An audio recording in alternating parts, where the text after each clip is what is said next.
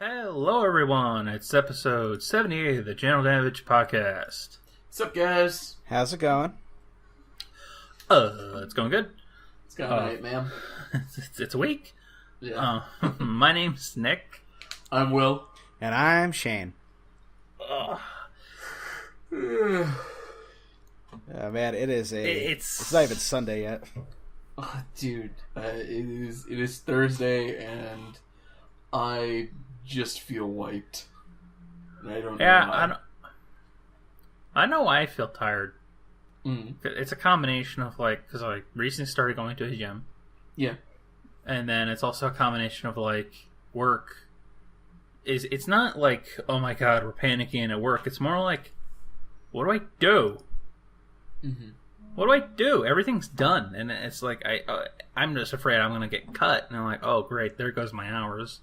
Gotcha. And that's frustrating because you're, stressful and you're kind of, wandering around the office going, can I do something? I'll wipe the table that doesn't need to be wiped. It's like I need shit to do and everything's getting done, not to mention training the new guys. So it's like, it's odd. Yeah. Hopefully something will pick up because I don't want to start cold calling people. I feel you, man. Yeah. I mean, I know how you feel. Right now, it has been raining for the past few days.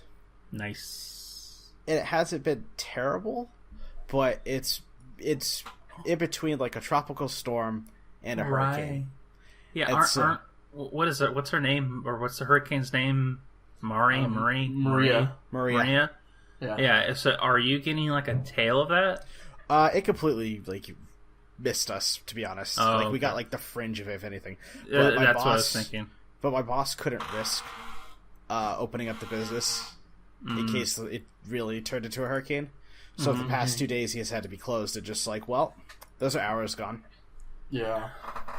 Yeah, I know. Well, I can't blame him. The fucking parking lot in front of the ice cream shop will turn into a lake, give it enough water. Jesus. Yeah. Is it dipped in or something? Or oh yeah, it is.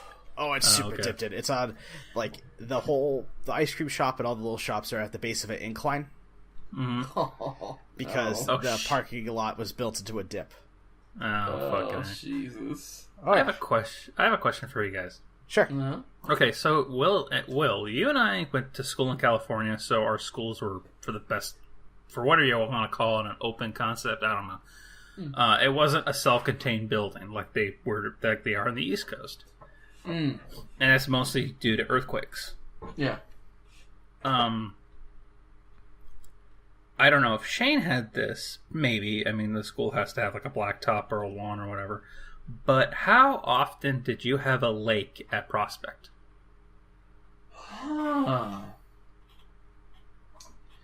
You'd be surprised. Not that often. Really? Okay. I don't know if you ever went to Del Mar. I've been on campus 1 or 2 times. Okay, if you you probably don't remember. So we had the big quad, and it had the stage with these really weird shallow steps and everything. So from the stage that looked directly at the snack shack, it was like a triangle. It was sectioned off in an X, so there was a triangle.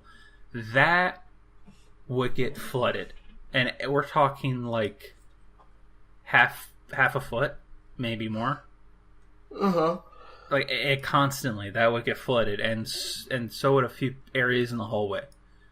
It would just get flooded. I remember, I think it was my junior year, some people went to PetSmart or something like that and got goldfish and put it in the big lake or pond, whatever you want to call it, that appeared next to the stage. And it took, it was big. It took up a whole triangle. So, yeah, it was. I was wondering if Prospect ever had that problem, but apparently not. So,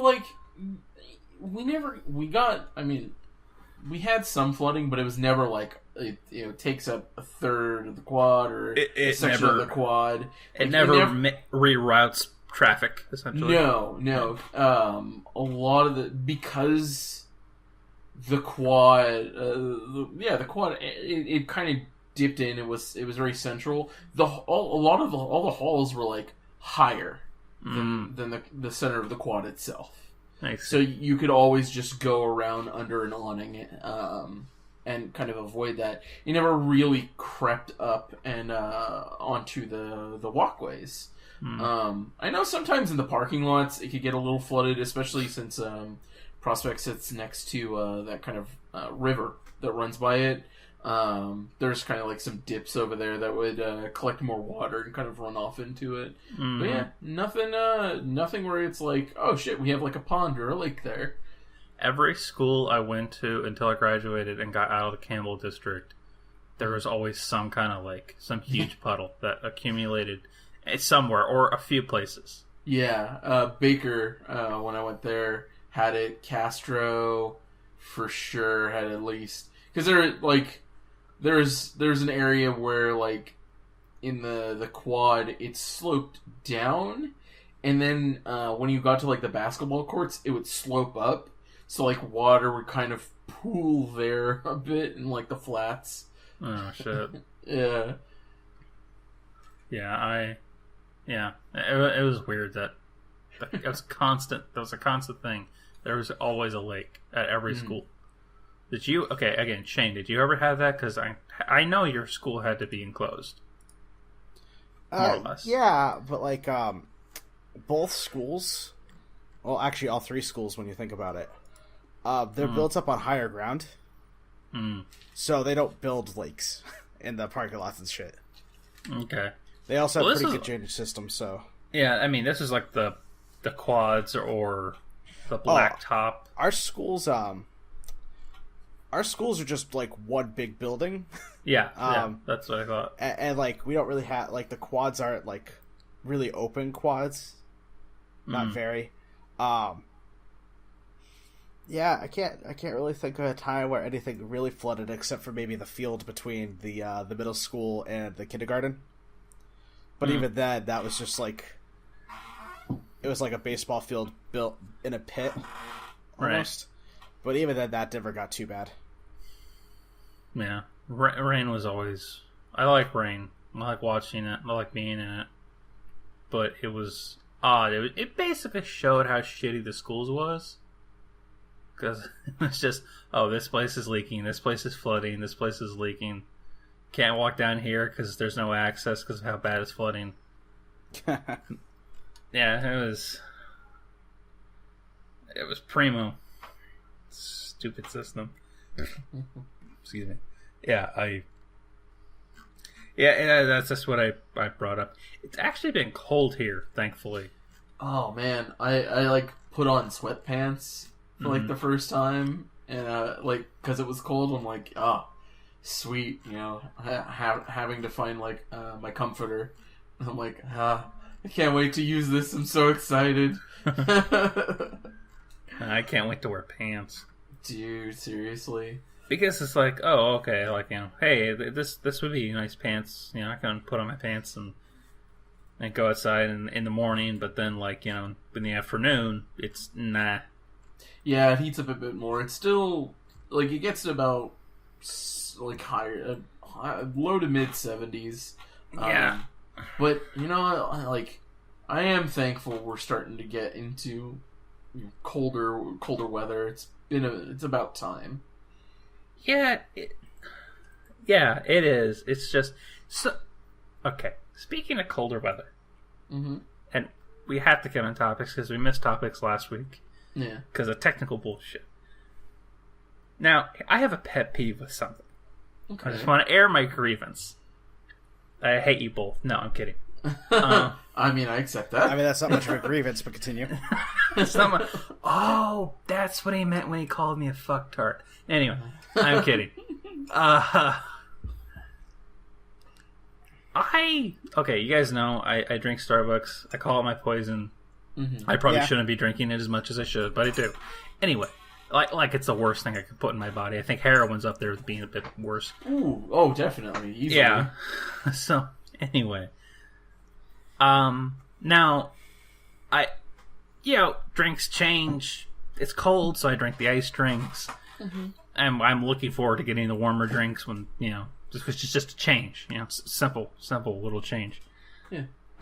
Now, I like walking into Starbucks because I like the smell of coffee. It's a nice smell. Mm-hmm. And I like it when they get into the season of things, whether it be the red cups at Christmas or when I see advertisements for the pumpkin spice lattes. Okay. Yeah. I do not mind that Starbucks has pumpkin spice lattes. Yeah. They don't. I mean, pumpkin's the best flavor on the planet, so... Yeah, pumpkin's fine. I don't do pumpkin pie, but my sister makes these chocolate chip cookies that are pumpkin flavored. They're awesome. They're amazing. Yeah, you've had them. You both had them, I think. They're great cookies. So, I don't mind it. There's two things I mind. It's happened in the last year. Well, one of them has. I don't get the constant ripping on mostly white girls about pumpkin spice and how they're so golly for it. Like I saw this one stupid thing, How to Catch a White Girl, which was a box with a stick on it and a string attached to the stick, and a pumpkin spice latte was placed in the middle of it like bait. And it's like, fucking really? What is this stupid trend of oh, pumpkin spice latte is white girl's favorite, blah blah blah. Let's make fun of it. Where did it get the association that Yeah. all white girls like pumpkin spice latte? Or any women? It's just like this. Yeah. It's this thing that some people latch onto and just want to hate. But I'm starting to hate pumpkin spice because now it's everywhere. It is getting everywhere, and it's getting a little ridiculous. It's fucking everywhere. There's cookies, which I get. Okay, fine, cookie. Then I was at the grocery store the other day. I think I saw several cereals that had a pumpkin spice thing. Like flavor, or whatever you want to call it. And it's like... variant. A variant, yeah. Why? I get it's a nice addition in a coffee drink, and it symbolizes to most people who don't know what the autumn equinox is that, the fall is here. Okay, I get it. It doesn't need to be in cereal or granola bars or health bars or fucking M&Ms. I mean, it's aggravating. I know it's a little weird. Both of these things are very aggravating to me. They constant,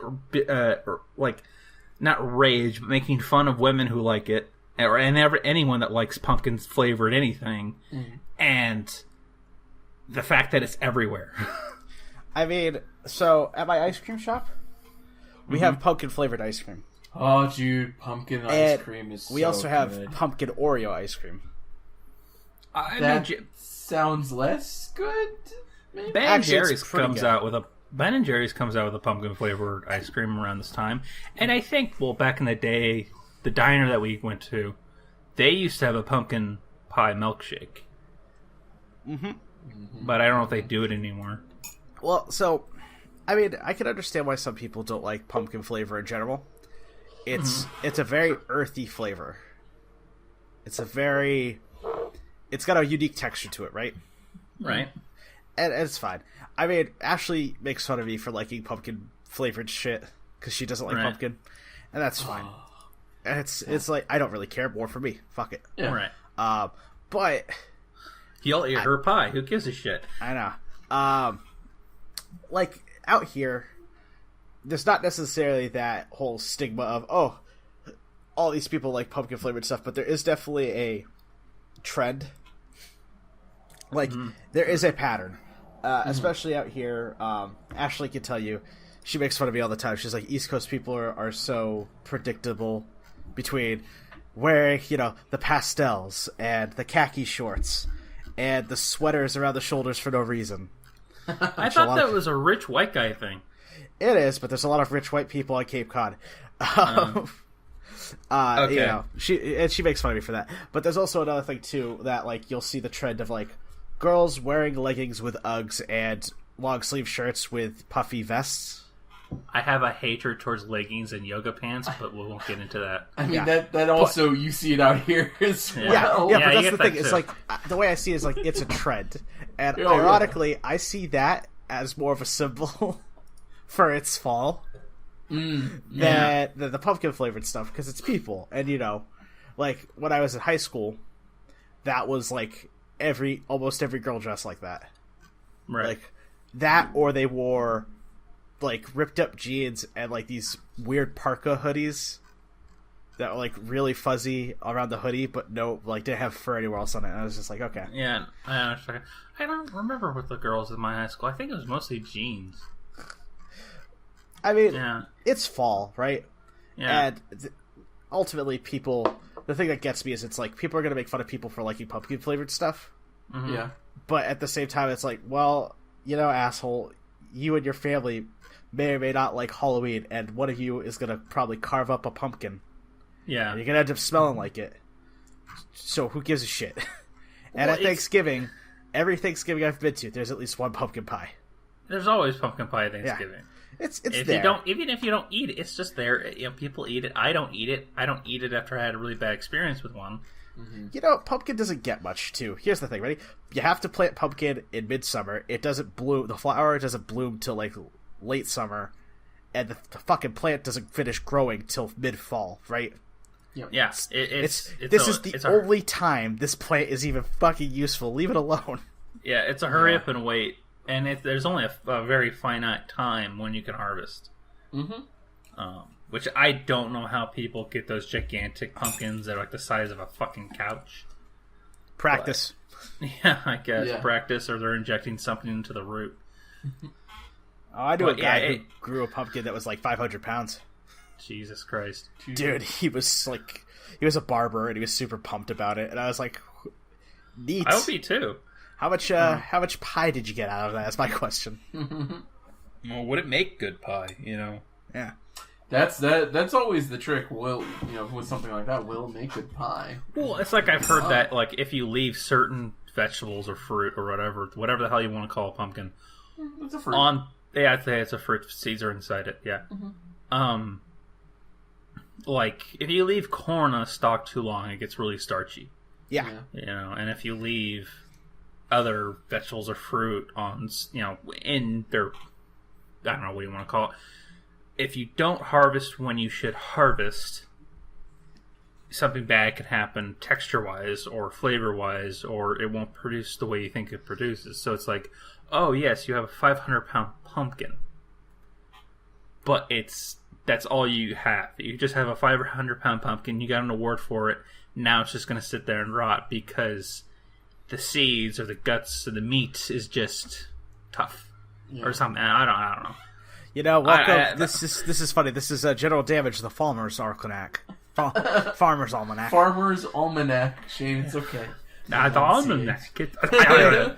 I talk like I got the chew. We talk about the rainy season and how to grow your plants. All right, calm down, Jebediah. All right, hey, motherfucker. Motherfucker. You live where the supposed everyone learns that the colonials landed, and I'm sure they were farmers. Yeah, well, I mean, there's actually surprisingly there's a lot of farmland on Cape Cod. I am not surprised at that. Yeah. I'm not either. Yeah, it's surprising only because like a lot of it should be vineyards by now, but there's some legitimate farms. Oh my god, don't talk to me about vineyards. That game I've been playing that I mentioned last week, there was one side quest which said, build 5 vineyards. Oh god, I don't want to build 5. They're $700. Oh my god. And I didn't make enough. I barely made it to finishing that quest. It drove me nuts because it's $700 fucking dollars. Damn. Jesus. And like times 5. And I maybe averaged like 200 at the time. So I constantly had to sell shit to make up ends meet to get the 5 fucking vineyards. I kind of hate and like that game now. Yeah. Nice. I mean, if you have to, good quality of a video game is, do you like it so much that you kind of hate it? Or do you hate it so much that you end up liking it? That's one aspect of liking a video game. I think another aspect of liking a video game is like, you wake up and go, what if I did this? And I went over here and did that. That's also the other thing. That's another sign. So you wake up thinking about it. Yeah. Or like you blink and 5 hours went by and you went, oh shit. God, yep. My least favorite sign I like something too much. Yeah, exactly. Same. It's like, why is it 4 a.m? Yeah. Oh, dude, I can't even count the times where I'm like, all right, I've started playing at about 7 or 8, and it's 3 a.m. Yeah. I have a problem. I need to not play anymore. Yeah. Oh, that's like. Ooh, I think the last game that did that for me was probably Far Cry 3. Yeah, I think it was Far Cry 3. Because I like shooters, but it gets to a point where it's like, all right, 2 hours, 3 hours. I need to put the controller down because I'm just getting pissed off. Dude, talking about shooters with Destiny, all I have to do is get on. If I'm just like, there's nothing to do in the game right now, I'll just do strikes and farm up stuff. Like, each strike takes about half an hour, and then you just kind of lose track because it's all a quest and stuff. Mm-hmm. It's a big epic quest with a big epic boss fight, and so I'll just lose track of time here and there, and be like, oh man, how many strikes did I do? Oh shit. What time is it? Oh, fucking shit. I need to stop playing for a while. Yeah. Oh, man. I don't like that. I think another game that kind of made me do that was forget about time was Tomb Raider, the Crystal Dynamics game. Okay. I really liked that one. Yeah. It wasn't bad. It wasn't bad. I want to talk about the movie, the trailer that came out. I like that her iconic weapon now isn't the deagles. No, it's the ice pick hook. It's a climber's axe. Yeah, thank you. Yeah, which is like, I don't know why I like it. I like axes, I guess, but I don't know. I prefer that over the deagles because, I mean, Lara Croft has had 2 iconic looks now. It's had the short shorts and the desert eagles and the giant boobs. Yeah. And the, overconfidence times a million. Mm-hmm. And now it's a pickaxe and a bow. And what did you call the first game, Shane? You had a nickname for it. You're talking about the new... I'm talking about the Crystal Dynamics Tomb Raider. Oh, the Crystal Dynamics Tomb Raider, also known as Lara Croft Reassurance Simulator. Yeah, the reinsurance. Yeah, I'm actually really happy that in the trailer she didn't do that. Because we don't know. We don't know about. That. It doesn't seem like it. My girlfriend is probably one of the biggest Tomb Raider fans I know. She has every game. Right, and I know she will occasionally dress like Lara Croft. Yeah. And so I showed her the trailer because I know if anyone's going to be really picky about it, it's her. And she loves Angelina Jolie as a separate side, so she loved it when she played Tomb Raider. And I have to admit, the first Tomb Raider movies weren't necessarily terrible. Like they were good for what they were. It was a shot at making a movie about a video game, and it was decent. It was very much passable in my opinion. Like they didn't butcher anything. So this one, I know that Ashley's only real qualm is she loved that Lara Croft was basically a superhero. Mm-hmm. And the way we looked at the Crystal Dynamics Tomb Raider is that it's her origin story. Right. So she's not the badass yet. But what we liked about the trailer was that it's a combination of the both. Is how her personality is kind of portrayed. Because she's not a naive, unsure person. She's a very confident, very unique personality. But this seems to be still her origin, as in this is her beginning to become the Lara Croft later on, because you get those elements of she's in a new environment and she's trying to figure out the clues, but at the same time she doesn't do things with hesitation. Yeah. And so it's cool. It's cool to see that they're kind of taking the new game's aesthetic and they're blending it with the overall personality and ultimately probably where they're going to end up with the movies. Right.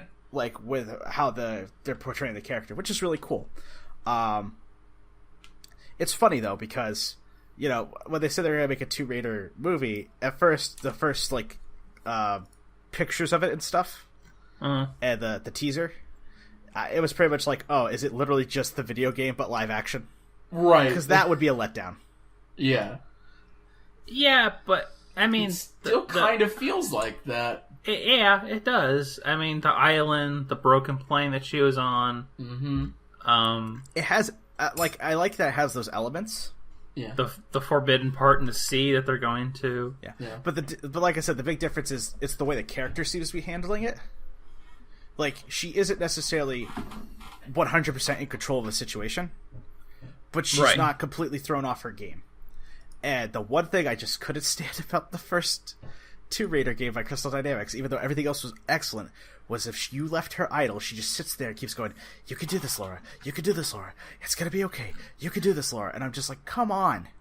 At least for the first part of the game, sure, you can be like that. But after you've killed your 100th guy, come on. Yeah. You gotta harden yourself. Yeah, I kind of wish the game explored her killing someone a bit better. Because you killed someone, I think it was like a QuickTime event. And then, there's a cutscene and she freaks out. I think she vomits off screen because I didn't want to do the liquid effect. Should have them. Yeah. And, I mean, they're up close, so, a liquid effect like that would have looked horrible. Oh, yeah. But it would have been nice if, because after that, you go right into taking cover and picking people off and knowing I had shot and all this other shit. It would have been nice if you were kind of hampered by her inexperience for at least another couple of rounds of shooting. Or something like that. Or they had a story moment where you saw her that she finally had to toughen up and just take some guy out and not feel bad about it. Yeah. Because you immediately went to, oh my god, I just killed a guy, and then the next scene is boom, boom, boom, boom, boom, boom, boom, boom, boom. It's and she doesn't have any other development beyond that. I'm kind of wondering if this movie will have if she will have a whole thing where she kills someone and freaks out about it. Or if she's just gonna immediately go, let's kick ass. I'm hoping that, if anything, there's going to be a flashback. Maybe with her and her dad hunting or something. Maybe. At least that way she has, she's hunting a deer or something with the bow. And at least he gives her advice to help steal her mind. Yeah, that would be it. It's funny, the guy who's playing her dad is Dominic West. Mm-hmm. And every time I see him pop up in a movie, I'm going, okay, bad guy? Is he a bad guy? He's probably a bad guy. Because he's always a fucking bad guy. Yeah, he really he was actually he was one of the main characters of The Wire. Which is really funny because he had a really convincing New York accent. Yeah. But he's actually English. Yeah, that's what I'm saying. He was also the asshole senator in 300. Yes, he was. Yeah. He pops up everywhere. He's got a quite extensive list. Yeah, but he's British, so every time I see him, is he the bad guy? He's the bad guy, or he's some asshole. Oh, he was in Finding Dory. Huh. Who do you do the voice of? I'm looking that up. But it could have been the British version, because I know Jeremy Clarkson did the voice of Sarge in the British Cars. Did he really? Yeah, I think that's what he did. He did a character in that. It's only on the British side of it. Alright. Yeah, that's weird. Yeah, he was in John Carter. Oh, right, he played the... I don't know. Oh, the evil side king or queen, or the fuck he was. I don't know. Finding Dory. Rudder? I haven't seen Finding Dory, so... Oh, Finding Dory Marine Life Interviews. Ah. He was Rudder in Finding Dory. I don't remember that character. Yeah, I'm trying to remember Rudder. It's not Was that one of the seals? Maybe? Because I know the other seal was Idris Elba. Right. I have to look that up later. It's going to bug the shit out of me. For sure. Yeah, but he always... So, in Tomb Raider, he's not going to be the bad guy. He's going to be her father, and he's more than likely dead. Which I think the premise is. I mean, he's... that's the whole thing, and that's one of the huge hallmarks of the Tomb Raider, lore, is that he's either he's never really dead. He's just always missing. Yeah. Like something happened to him. He's gone, and you don't know why. And that's kind of like the big overarching thing. Granted, you know, it could, like, if he was actually just dead, that'd be fine. I mean, like, I don't know. I feel like he's kind of the tool for mysticism to enter in that story. Yeah. What I think is going to happen to harden her up so she doesn't have a problem with killing people is the villain. I think that's the guy who's playing the villain in this one, Walt Goggins. He's the guy that you meet at the beach. He's been in a ton of shit. He was in The Shield, and he's a recurring character in Sons of Anarchy. He's in this new show on HBO called Vice Principals. You see him everywhere. I think he's gonna say something to her about her father that's gonna piss her off, and she's just gonna want revenge. That's what I think will be the motivation. That's probably it. Yeah. I mean, it looks good. Mm-hmm. I have hope that it could break the video game curse. I mean, that's the hope. That's the dream, right? I hoped about that for Warcraft, but we got what we got. I mean, they are fighting in a kind of uphill battle in the sense that people are going to compare it to the games, and especially the most recent pairing of them. Yeah. So people will be really looking at that and seeing, like, is it just too directly like the game, or what they'll go out of their way to find pitfalls as people typically have. I mean, have done. As long as they, like, so far, it seems that they're going to stick to a lot of really quick action sequences, which is kind of like the most important part of those games, right? It's these weird, impossible moments that, like, how you get through them or how, like, Laura survives them is what kind of drives the game. Mm-hmm. Like when she was sliding down that hallway and those things where, like, the traps were going off and they didn't hit her. Yeah. It's moments like that are probably going to sell the movie really well. And it's kind of how far you push the impossible envelope that will eventually tell you if it's too cheesy or not. Yeah. Like, for instance, I'll tell you right now, if a fucking T-Rex pops out of there, I know that's iconic to Tomb Raider, I'll be pissed. I'm going to be like, what the fuck is this? Come on. It's iconic to a Tomb Raider, but I'm with you. It will feel the most out of place. Yeah. What I find funny is that Daniel Wu's in this one. He's her friend that was on the boat. Yeah. He's also in I don't know if you guys ever watched it, but Into the Badlands, it's a great series. It's very imaginative. Mm-hmm. And it's got probably some of the best fight scenes I've seen on TV. They're high wire stuff, but they're still awesome to just watch. And it's a great world and premise, so give it a shot if you can. Yeah. But what I find funny is that he's in this movie. And he also played Dulgal, or the evil orc shaman in Warcraft. Oh, Gul'dan? Gul'dan. Oh, did he really? Yeah. Well, that's kind of badass. He mocapped Gul'dan and kind of voiced him, but like through, reverbs and shit like that. Cool. But yeah, he did Gul'dan, and he's now doing whatever character he's doing in this Tomb Raider thing. So I'm like, all right, are you gonna be 2 for 2? Or is this gonna be a win? I'm hoping for a win, dude. I definitely, of video games that you could choose to do movies on, Tomb Raider is probably the easiest for a viewing audience to get behind, because it's just like if you get past the fact that it's a video game, it's just an action movie of a girl going on a treasure hunt, in a sense. It's an action movie. It's just instead of a male lead with a fedora and a whip, it's a female lead in a tank top and a bow and arrow. Yeah. I mean, and an axe. Yeah. So it has likelihood to do better than than other video game movies. I just hope that the story is concise and it just doesn't feel like garbage. Yeah, I want the story to be concise. I want the acting to be good. I want these people to take it seriously, and I think they will. It's just a question of, is it executed well enough?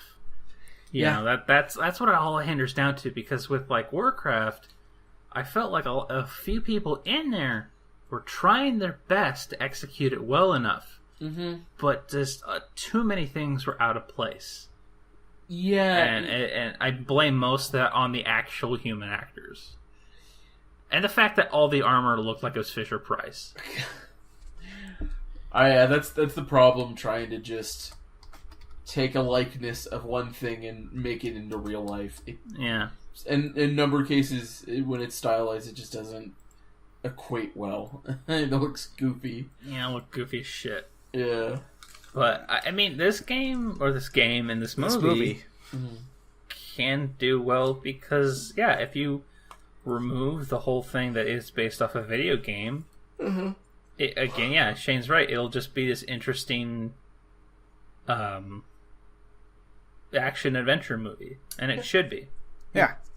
I mean, it shouldn't be anything else. To move on to something else.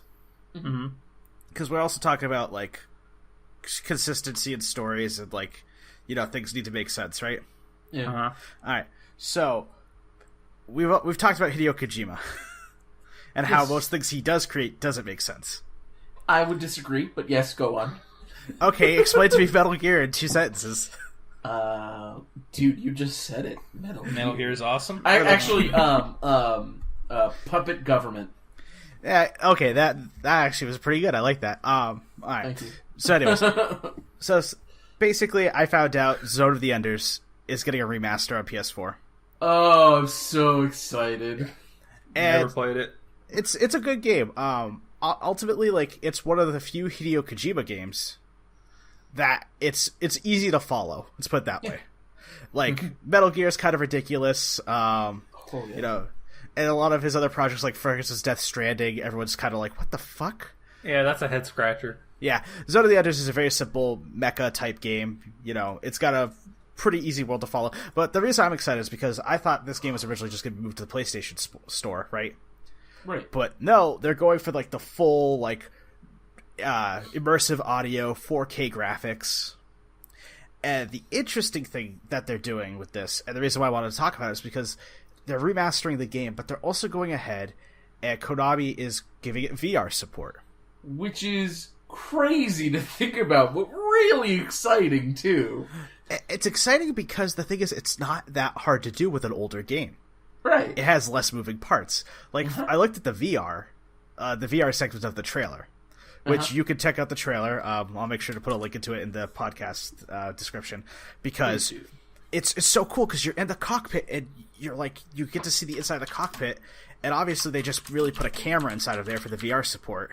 Yeah. And I guess your controls are in there, you know, and you get a little display that shows you how your robot's facing, and then you see the other fucking robot in your face. It's so sick.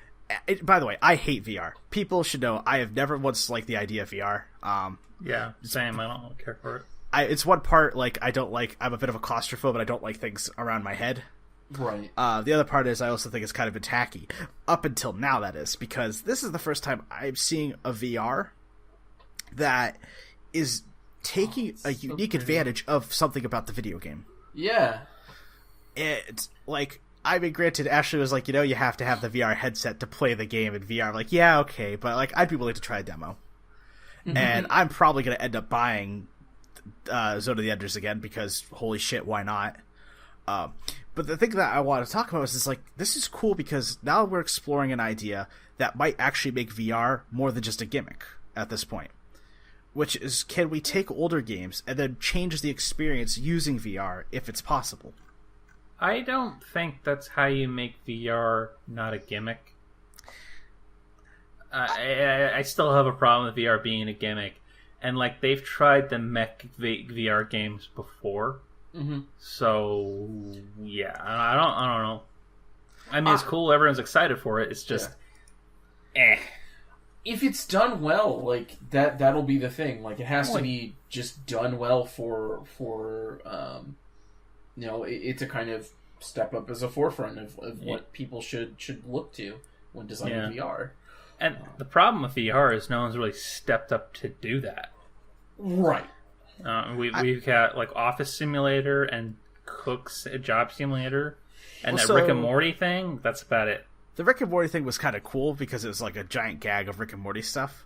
Yeah. But ultimately, like where I think VR fails ultimately is because it doesn't create a sense of world. Yeah. Like it's supposed to. Like instead what it does, it creates fixed points inside of a world and you kind of hop around and do stuff, or you do little mini games, and those are kind of cool, right? Yeah. There's not many VR games that really take full advantage of like moving around or something. And I know what you're talking about. There have been mech games before that are supposed to be VR-like. Yeah. But they kind of fell flat because they couldn't take advantage of a sense of scale or like surroundings. Yeah. That's why I'm excited about Zone of the Enders, though, is because Zone of the Enders is an action mech game. A lot of it's flying based combat. Yep. And the thing is, though, the way it's a very like the mechs get right up on each other. It's a lot of like swords and guns and like flying around and trying to outmaneuver people. And what I saw in the trailer though that made it cool was it's like it did two things I thought was really smart. One, it gave me the cockpit, but obviously I still was probably controlling that thing with a controller. Oh yeah. But inside the cockpit, it had a orientation display for the fucking mech. And that was important because it's like, okay, now I can get bearings. Yeah. And I feel like in that type of scenario, you get better control for it, because in a lot of these other mech games, you get like a mini-map at best. Or and I feel like that doesn't do enough, because you need to have orientation for VR to feel effective. Yeah. Granted, honestly, the VR could just not be that great in the game. Well, I mean, because it is kind of a gimmick in itself of just being an add-on version. But the fact that they're experimenting with an older game and taking the risk of trying to implement it, I think is interesting, because it'd be cool to see other games attempt to try and blend VR in, because you know how simple they were. Because that's the problem with VR, is VR, the only real gimmick, the real hook of VR is like, oh, you do this thing and then you interact with this object. If you do a cool sequence, something cool happens, right? But that's a puzzle. That's basically right now. Actually, here we go. This is why my problem with VR. VR basically most of them feel like point and click adventures, and I don't like that. Yeah, that's just boring. Like if I'm gonna play a point and click adventure, I want to be on a computer. They're one of two things, Shane. They're either point and click adventures, or there's some simulator where you get to fire guns. Yeah. Like, well, the other thing is like how we design games, how we make a game, how we think about games is we think controller in hand or mouse and keyboard, and VR is totally different. It's not meant for that. So there has to be a whole different way to think about how to make a game for VR, and I don't think it can be cockpit simulator type of games, like whether it be flying games or mech games. There's a barrier, and the barrier is what has solidified game design right now, and that's the problem. And we're just going to keep getting gimmicks until someone breaks through that barrier and goes, stop designing VR games the way we've been designing games for the past 20, 30, 40 years. That's true. It doesn't work. You know, I mean, I heard people that would love to walk around Middle Earth, but that won't work. Or you could just buy a plane ticket to New Zealand. Oh yeah, I mean, or Azeroth, or wherever, or whatever the fuck place, whatever the fuck Skyrim takes place in. Skyrim is the place. Yeah, whatever. You know what the fuck I'm talking about? A game I've never fucking played. Speaking of a game I've never fucking played, the only thing I know about Metal Gear I learned from Metal Gear Awesome from Egoraptor. That's all I know about Metal Gear Solid. Honestly, it's pretty accurate. It's that fucking animation, which I might watch when we log off. But yeah, so I for me, like VR it might be a destination thing for a while. You might go to VR instead of having a home VR. I think VR right now. What is required of players to have VR is a wide open space, and most people do not have that type of space required. And I'm with you, Nick, where I think VR will have like VR bars or arcades or whatever. Well, there is a game like that. There was it's Jacksepticeye, I think, played it. Mm-hmm. I can't remember the name of it, but it was a VR multiplayer game where it's just a bunch of you and people in a room, and you just move around to talk to people, right? But the thing is, at the time, Jack didn't realize that was a multiplayer game. And when he started talking, other people around him were like, "Holy shit, is that Jacksepticeye?" But there's no like player identifiers, right? Yeah. And I think that is a cool concept or a good use of VR is to bridge virtual meetings, I guess, or like meeting places. I mean, yeah, there's going to be a lot of different other applications for VR. I mean, like imagine the McGregor and Mayweather fight. Imagine if you can buy a pay-per-view ticket and it's a VR ticket and you get to pick the camera that's the referee. Oh, so my God, that'd be the best. You're in the ring with those two watching them fight. So okay, if WWE did that, I'd buy a fucking VR set for my PlayStation 4. Yeah, that is probably another aspect of VR. There's a lot of other things about VR. Right now, everything we're seeing is experiments. That one game you were just describing that Jacksepticeye did, that's an experiment. Yeah. I mean, that's all we got. So until we get past the testing phase, which might last for a couple more years, if not longer, that's what we got. And I won't buy one. I mean, there's no reason to right now. It does excite me to see, stuff like companies like Konami, and I think it's Psy Gaming or Psy Studios that's helping out with the with this. Take an old game and try to do something different with it. Adding the VR aspect to it and kind of making it feel cooler, feel more unique. I think that's kind of that first step in the right direction.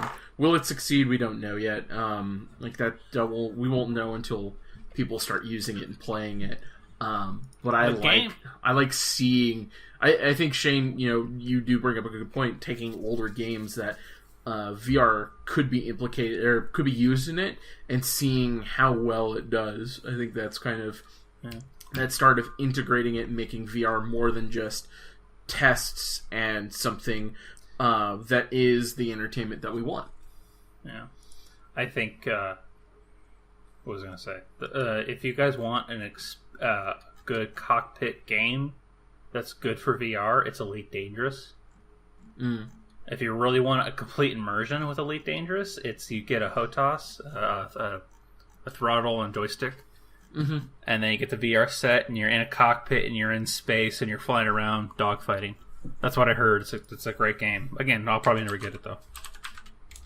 Yeah, that sounds fun. I think I played it at PAX one year, but yeah. All right. The VR, I predict the VR of this game won't do fantastic, but the game itself will do fantastic because there's a lot of fans like you two. Right. I know maybe like 3 people that have the VR headset for the PlayStation. So those would be people I would talk to and see what their kind of experience is with it if they end up getting it and trying it out. Yeah, because I am curious to see like what it added or what it took away from their game experience. Yeah, I might be a crotchety old man stuck in his way, but give me a controller. I mean, I'm with you with this one. There's one thing I have with you on, Nick, which is we're at the point right now where VR is in a rut. Oh yeah, and you're right. I think it needs to change, and I do think this is a good step. But one other thing about the whole subject as it is, I think this is good that at least for the first time, like I've been a huge cynic of VR. Ever since like they first started experimenting with it, I've always been like, fuck it, right?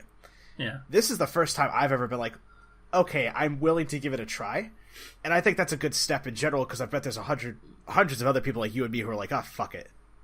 But maybe every now and then they're going to come up with an idea that's going to be like, ooh, that's cool. And that might be what propels it. If anything, for me, what might propel is something that's very, very interesting, but not game related. Yeah. But I mean, we'll see. I mean, that's all we can do is we'll see. And VR came out like a couple years ago, and we're still stuck in this. So what do we do now? I mean, that's kind of any new technology, to be honest. Yeah, I mean, there's nothing, in my opinion, that's happened with the Vive. Oh. Yeah, the Steam VR thing. So I mean, other than there are a bunch of games that are always being created. It's just like there's no hits. Yeah, there's no hits. I mean, like the Skyrim VR that happened apparently bombed. Apparently it's really shitty, and I don't think the Doom game is doing all that well either. I mean, the biggest problem with those is that they're such new games that people don't want to play, like, buy it again with a new gimmick. Like, the cool thing about Zone of the Enders, it was a PS2 game. It's old, and for it to kind of for them to remaster it and B add VR, it's new enough. It's new enough that you can potentially attract a newer audience to your game. Whereas like Skyrim and Doom, those games aren't too old. Skyrim being older than Doom, but like that game has seen more like releases of itself than Doom. So my friend called it the cockroach of video games. I mean, it fucking is. It's on everything now. It literally is on every console. The only thing that's missing is fucking handhelds and cell phones. The stone's throw away from that shit. It's on every console. It's on every platform you can play it, for the exception of mobile and handheld. Yeah. And I have never touched it. In my entire life. In the 6 years since that game came out, I have never once touched it. Good, you're doing alright then. I've contemplated it because it's been on sale for a ridiculous price. Oh, but yeah. I've never gotten it. I don't see I wouldn't buy it to unless it was on sale at this point. I mean... Oh, yeah. I want to pay for a full price. I mean, I'm the guy who fucking got the collector's edition. Right. And, it was cool at the time. And I liked Skyrim when it first came out. And I think it's cool that, if you had Skyrim at any point, you got the newest remastered whatever they did. But at the same time, I'm actually of the camp of, Skyrim was cool. What's the next Elder Scrolls game that isn't Skyrim? Everyone's asking that. You guys said something about Black Marsh. That sounded cool. Yeah. And, I mean... Everyone's also hey, where's the remaster of Morrowind? And that's another one. Oh, yeah. And it's Skyrim, cool concept, fun game, does not need this many releases. Yeah, it doesn't. If anything, I think we're going to get another we're going to get Elder Scrolls, what would it be, 6? Yeah. Yeah, we're going to get that before we get a remaster of Morrowind. That's my thinking, anyway. No, you're probably right. We're not going to see that for a long, long time, and everyone's going to bitch whenever Elder Scrolls 6 is announced. People are going to bitch, going, "Why not Morrowind?" Because they're always doing that. Unless it's Elder Scrolls 6: The Return to Morrowind. Yeah, it could be that, and then people will bitch that it's not the same. Because that's just people in general. I know, right? So yeah, there's no appeasing the masses. You want to appease the masses. I have another subject I want to get to. Sure. So we kind of talked about this last week because, again, technical problems. But, so, Star Wars Episode 9 lost Colin Trevorrow as director. We talked about that a couple weeks ago. And then they played it safe and went back to J.J. Abrams to be director of Episode 9. Mm-hmm. Which I'm thinking they could be a little bit more imaginative. Maybe Rian Johnson could have done it. Who knows? But whatever. JJ has it. I'm fine with it so long as he doesn't do his solar flare technique too much. He did it in the 7. I mean, well, so that isn't JJ. That wasn't a JJ thing. That was the kind of production team behind it. So as much as people dog JJ Abrams for being the man who does lens flare, not so much a stylistic choice of his as opposed to the kind of the production that was put into it, where it was supposed to feel more futuristic. I think this constant is lens flare is constant in the both Star Treks that he did. Right, but it was toned down in the second one. I need to see the second one. I don't remember, but you're probably right. It's like night and day on how much lens flare exists between the two. I'm glad they went with. Yes, they could have gone with someone different, someone outside the norm, but I think it's a better choice to go with Abrams. He has experience in the subject matter. He already set the tone for the first movie in this trilogy. He'll finish it with that same tone, which is nice because it bookends it, where the beginning tone and the ending tone feel the same, while the middle is different than the other two. And is if they do a good job, the middle movie will feel like an Empire Strikes Back. So it will be a more somber tone, and then Abrams comes in with the more uplifting tone, because that's kind of how this trilogy starts, is kind of uplifting-ish, new experience, nods to A New Hope. I think it's a safe choice, but I think it's a smart safe choice.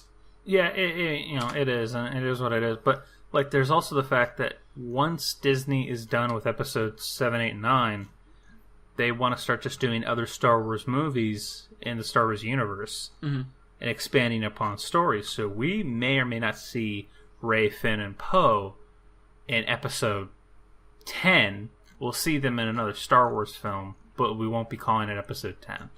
I'm fine with that. They'll make a Star Wars cinematic universe. That's really smart of them, to be honest.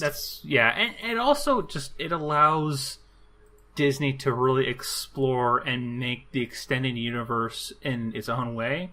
So then they can start grabbing this weird thing and this weird thing and experimenting and doing more movies, like the Han Solo film, the Boba Fett film, and then they can keep going. That's what I think they'll try to do, because they're not going to stop at episode 9.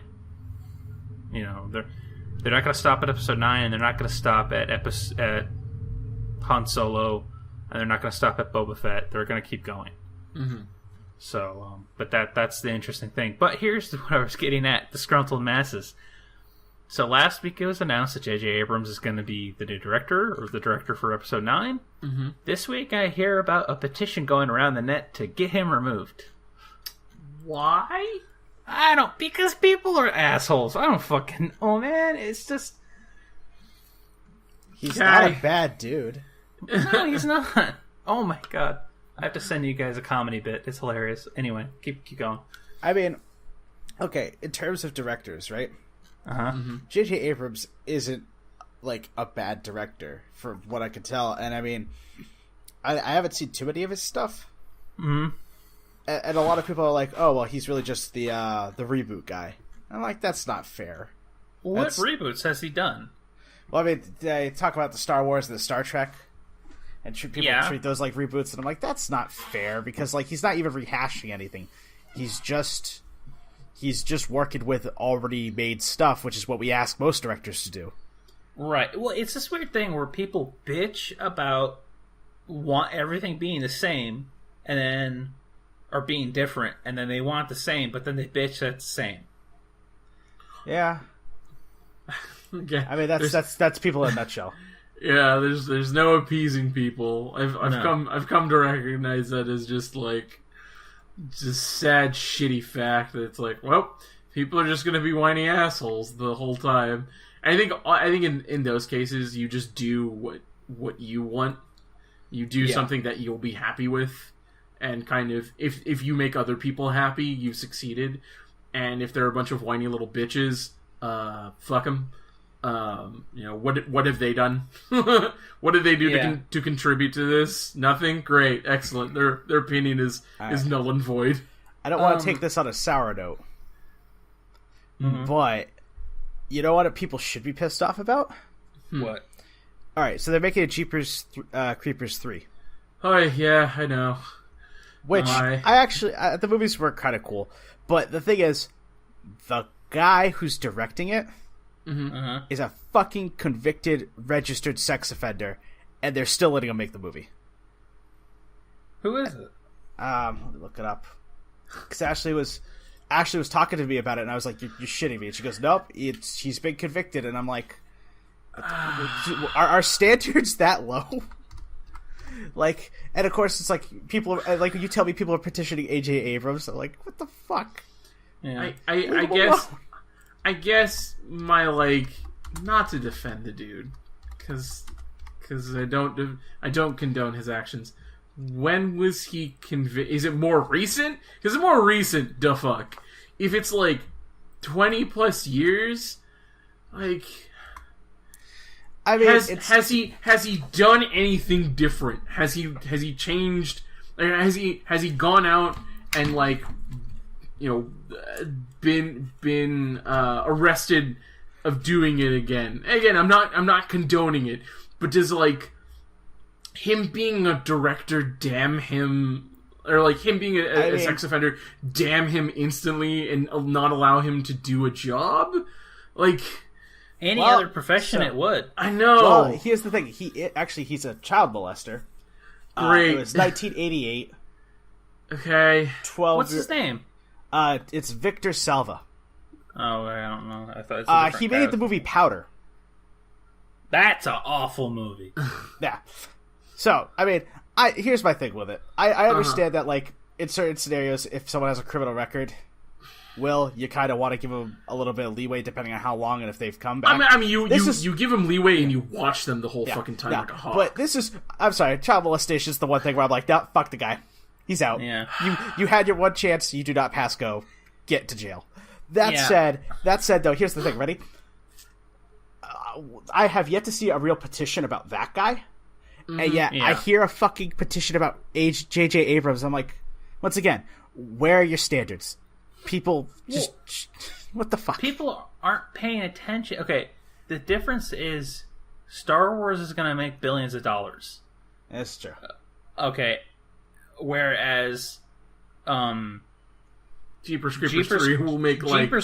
Jeepers Creepers 3 will go... When would that come out? It's already on DVD. That's Jeepers Creepers 3. Alright, I thought... I saw like a thumbnail of it, like, on YouTube. Jeepers Creepers trailer. I'm like, oh, what is that, like the 5th one? Because it's a horror movie. Of course there's going to be like 100 of them. Yeah, how many Chucky movies do we have? Or Jason movies? Or Freddy Krueger movies? You know, it's absurd. I've stopped counting. Yeah, so it's like, alright, you know, it's a shit movie. I rank it up there with anything Uwe Boll has done. It's just crap. So it's like, yeah, fuck that guy, but also, fuck that movie. It's not a movie I want to see. I don't like the first one. I don't like the second one.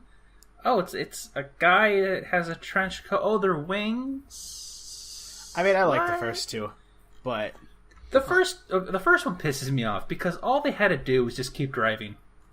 Oh, I'm gonna look in the pipe that the guy threw a body down. Fuck, you're an idiot. You deserve to die. I mean, that's most horror movies, though. It's the lack of common sense equals dead people. Stupid ass Justin Long, little fucktard.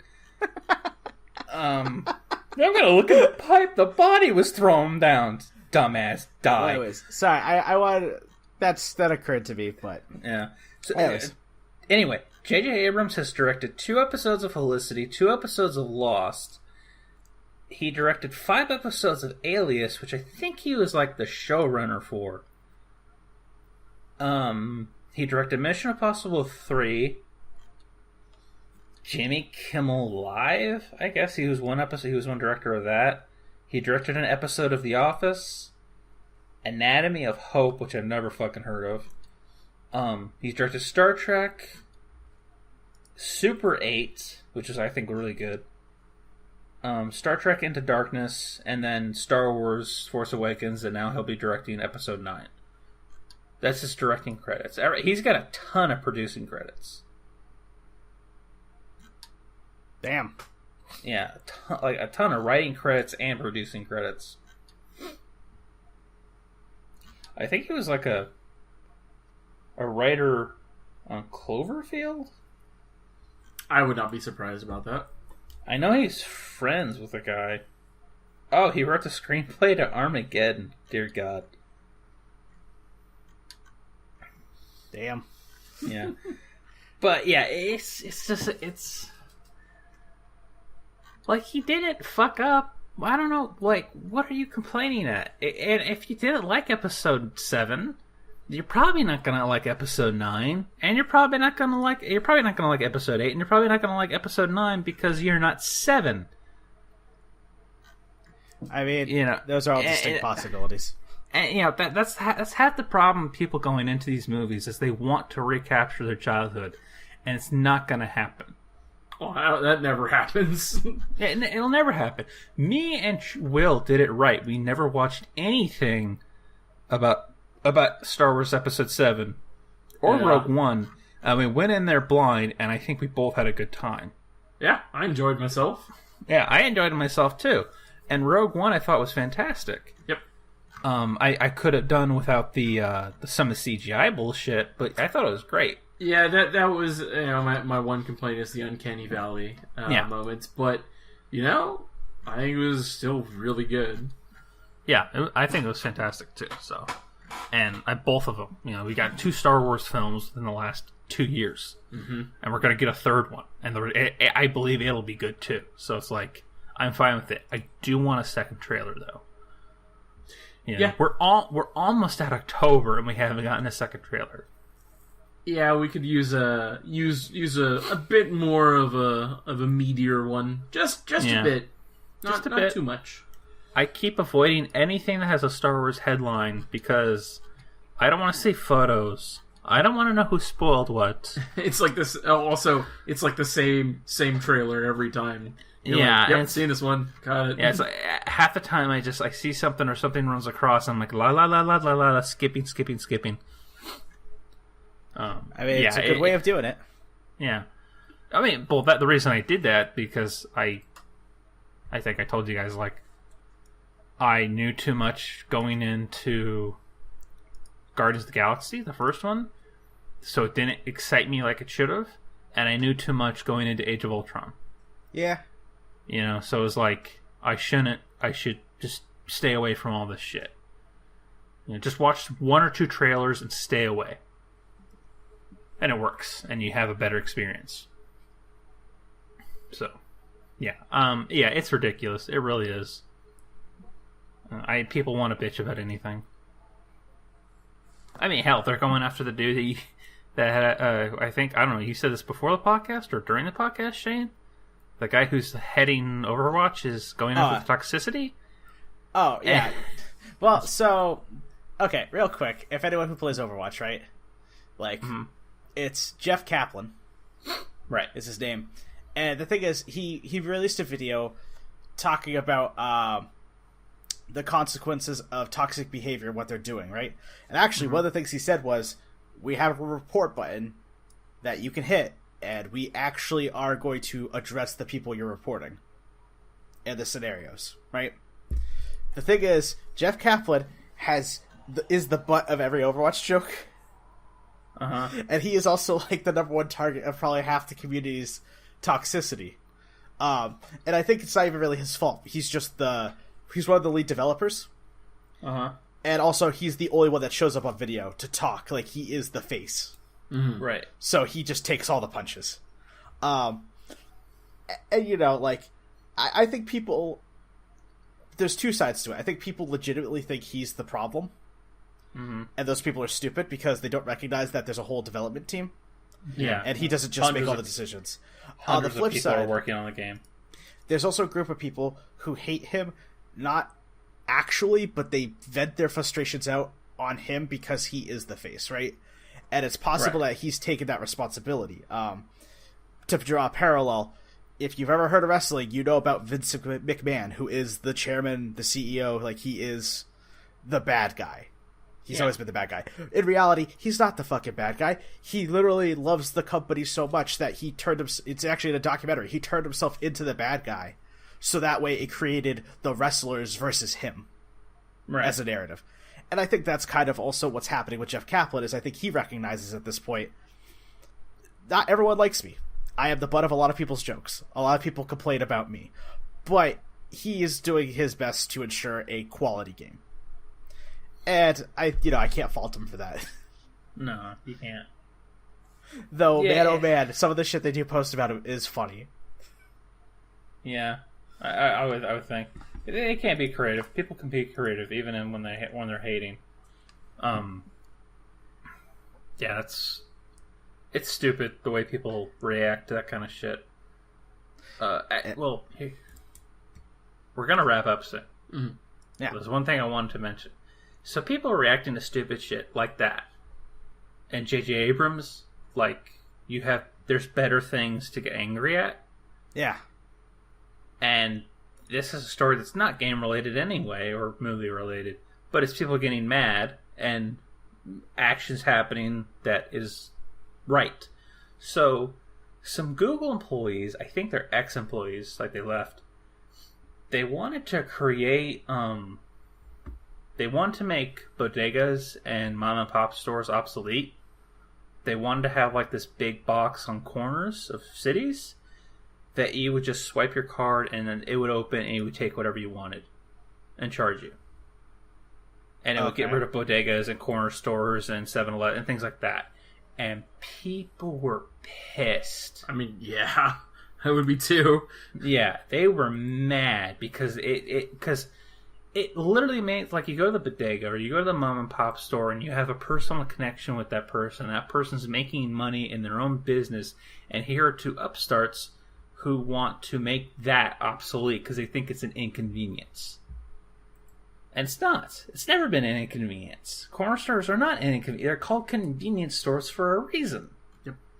And, it's an interesting story. If you guys don't know anything about it, I suggest you try and look it up because they are backpedaling like crazy because they did not expect it. Which means they're sheltered as fuck. But yeah, I just wanted to mention that because it was interesting. It was also kind of like, I don't want to say the gall of some people, but it was the ignorance of it. Mm-hmm. You know, like, I don't know, I never thought of a corner store as like, oh, why is this here? It's mostly been, thank God this is here. Mm-hmm. I think a lot of it's just opinion. Like, well, yeah, you have unfortunately they are guys with an opinion of convenience stores, not realizing that they are in the very small minority. Right, but it's the other thing of like imagine there's this box that you would go up to, you swipe your credit card or whatever, and it open, and you take whatever thing, soda, drink, snack, whatever you wanted, and then you left, and it charged you that much, and you didn't have any interaction with anyone. But the difference is, you go to a bodega store or a corner store, you have an interaction with someone, you probably know them, and it's not going to a corporate. You know? Well, here's the other thing, though, really quick. Yeah. I can pick up Tylenol at my fucking... the little shop down the street from me, right? Mm-hmm. Right. I can pick up toilet paper, I can pick up eggs, I can pick up fucking milk and cereal... Right. And candy bars. You can't fit all that shit in a box, especially when half of it has to be refrigerated. Yeah. It's just not realistic. That's why we have vending machines. That's the thing. They just wanted to make a glorified vending machine that could also possibly give you paper products, but who the fuck wants that? Yeah, well, they wanted to create a glorified vending machine that I think you can walk into. They just wanted to get rid of the human factor, and they wanted to make it so they own all of them. Can you imagine, like, a couple people owning every bodega in a corner store? That's fucking kind of weird. It's weird, and it's super corporate, and no one likes that. No. There's a reason why we keep it separated enough. Yeah. It's also the reason why 7-Eleven, like, they loan out their name and their franchise to people, so someone owns several 7-Elevens, but they're also paying the corporate office that. Yeah. So there's like a middleman thing, and that's also how a corporation like them doesn't become a monopoly. Which makes sense. Yeah, and at the same time, I want that human interaction. Yeah. If I know them or not, I want that human interaction because half the time I walk into a 7-Eleven or a corner store, I either get no reaction, which I'm fine with, or someone being friendly. Mm-hmm. And I like that. You know, it's kind of, it's life. It's life in big cities. especially bigger cities. In New York, from what I've heard of, that's a huge thing. So to think you can get rid of it is bullshit. But, yeah. They're backpedaling. I think they learned their lesson for the time being. They better. Like, that's not something you fuck around with, really. No, it's not. It's kind of like thinking you can get rid of like the neighborhood barber or shit like that. Everyone's like, oh, this doesn't exist. This doesn't exist anymore. I think it's coming back slowly. Like we are going to see actual bakeries open up. We are going to see these things, these trades that were lost, come back, but just have a high tech edge to it. I believe you're not gonna get rid of a corner store. So. No, you can't. With an app, you're not gonna get rid of it. So people like corner stores for many a reason. Yeah, I mean that's in disasters. I've heard like that's where people can go and find the news. Mm-hmm. They've almost replaced the tavern of old. Kinda, yeah. It's different, but it has similar aspects. Well, it's also the fact that they will have power. Yeah, because there will be a generator. If someone's smart like that, they'll have a generator. But yeah, so I just want to mention that. Look it up if you guys don't know anything about it. Look it up. It's an interesting story, and it's also going on one of those stories where you're just watching it going, God damn it. Because of just ignorance. Mm. Yeah. So, I think that's. I have nothing else to talk about. Yeah, I think it's a good place to stop. Yeah, it's a good place to stop. All right. Well, thank you for listening to us. Please like us on Facebook, follow us on Twitter, subscribe on iTunes. If you're on YouTube, like, comment, subscribe. If you're checking us out on our website, give us a comment. If it's on Facebook, just give it a share. Yeah. Check us out on the website. We're putting stuff up there. Yep. Yeah. We have our new thing me and Shane are doing called Scroll Rack. Yeah, please check us out. Check it out and, tell us what we're doing wrong. Yeah. Oh, yeah. Every Monday, Scroll Rack. Yep. Yeah. And I recently wrote an article in the latest episode of the Orville, so you can read that. Yeah. Yeah. So, guess with that, we are out of here. Yep. Later. Deuces, y'all. Later days.